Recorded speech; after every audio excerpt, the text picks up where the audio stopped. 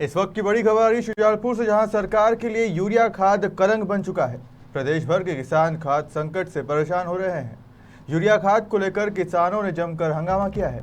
खाद से भरा ट्रक किसानों ने लूटने का प्रयास किया है। वहीं पुलिस ने मौके पर पहुंचकर इस ट्रक को लूटने से बचाया है। जी हाँ, इस मामले में और तमाम जानकारी के लिए जुड़ते हैं हमारे सहयोगी दीपक सक्सेना के साथ। दीपक, बताइए क्या है पूरा मामला। मैं निश्चित ये बड़ी बात है कि यूरिया खाद के लिए अब किसानों को जाति तक भी करना पड़ेगी। हालांकि इसमें हम कौन सही है कौन दोषी है इसको नहीं कहेंगे, लेकिन कहीं ना कहीं जिस तरह से यूरिया खाद की कमी और साथ में एक और इसमें चीज ये भी जोड़ी जा सकती है कि कहीं ना कहीं किसानों के साथ अब जो सोसाइटियां हैं वो भी पक्षपात करने लगी है।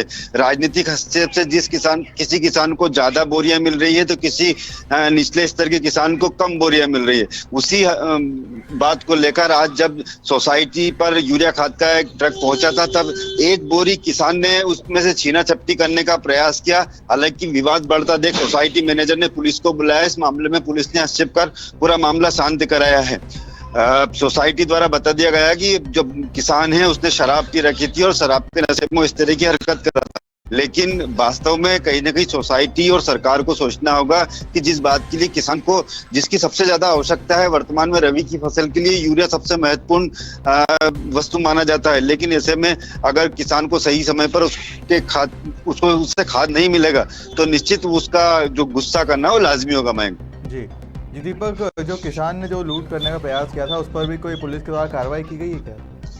फिलहाल कोई कार्रवाई ट्रक लूटने जैसी बात नहीं है, लेकिन जो ट्रक में एक बोरी उतार कर वो ले जाने का प्रयास कर रहा था, तो निश्चित कहीं ना कहीं जो सोसाइटी प्रबंधक है और किसान है दोनों के बीच में आपसी सुलह भी होता नजर आ रहा था। क्योंकि पुलिस भी जानती है कि जो किसान है वो आदतन अपराधी नहीं होता, वो मजबूरीवश इस तरह की घटना को अंजाम देने का वो प्रयास कर रहा था। फिलहाल पुलिस के पास इतनी ही जानकारी है कि मामले को शांत कराया है। इसमें आगे क्या होता है ये विवेचना का विषय है। मैं दीपक, एक तरफ देखा जा रहा है कि जो किसान है वो लगातार सरकार पर ये इल्ज़ाम लगा रहे हैं कि खाद की कमी बनी हुई है। वहीं प्रशासन और शासन की तरफ से ये कहा जा रहा है कि खाद की कोई कमी नहीं है, खाद भरपूर तरीके से किसानों तक पहुंच रही है।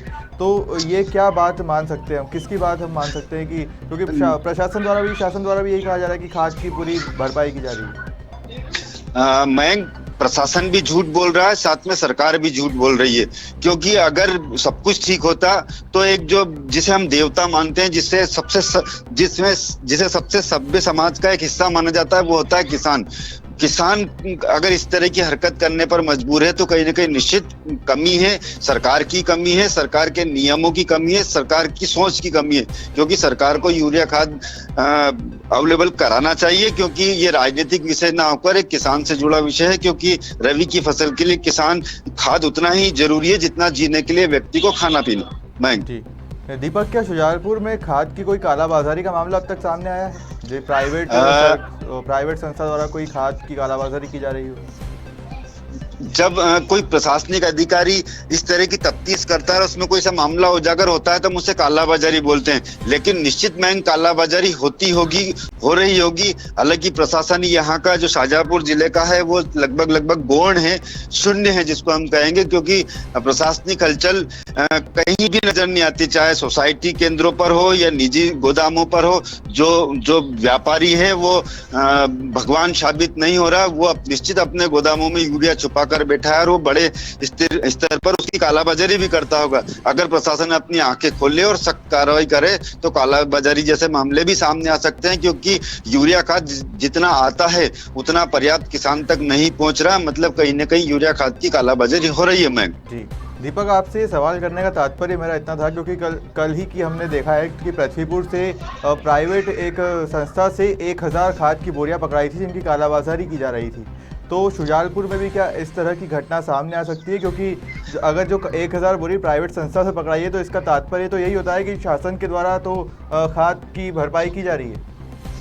अगर अगर जिला कलेक्टर, अगर स्थानीय प्रशासन उन राजनीतिक हस्तक्षेपों से थोड़ा सा बाहर निकलकर सोचे तो ये सब चीजें शुजालपुर में भी आ सकती, पूरे मध्य प्रदेश में हो सकती। हालांकि विपक्ष है, कांग्रेस है, वो दिखावे के 4 लोग बैनर लेके, होर्डिंग पोस्टर लेके किसानों के साथ होने का दिखावा और नौटंकी तो कर देता है, लेकिन वर्तमान की भारतीय जनता पार्टी को अब रोकने टोकने वाला विपक्ष भी नहीं बचा।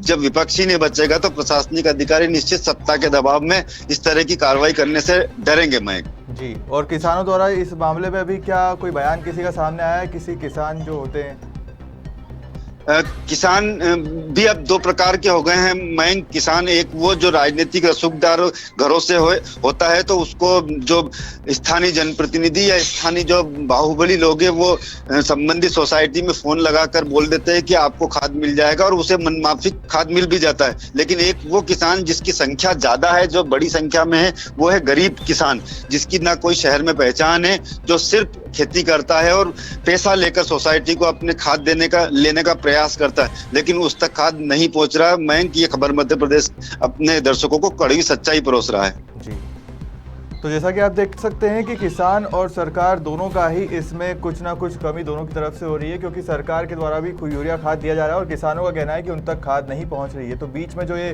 कालाबाजारी हो रही है, इसको रोकने की बहुत ज़्यादा ज़रूरत है। तमाम जानकारी के लिए धन्यवाद दीपक।